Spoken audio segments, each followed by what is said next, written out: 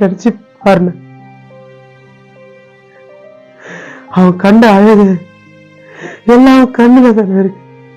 கற்பனையா மாறிடும்.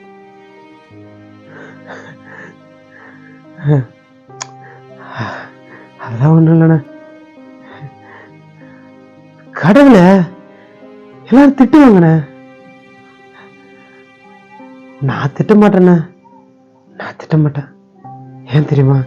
கடவுள் தான் இல்லையே. அப்படி இருந்தா எனக்கு இப்படி ஒரு நிலைமை வந்திருக்குமா? வந்திருக்காது. நான் எப்பயுமே கடலை பார்க்கணும்னு ஆசைப்பட்டதே கிடையாதுண்ணே. ஆனா இப்ப ஆசைப்படுறேன். கடவுளை நேர்ல வந்தா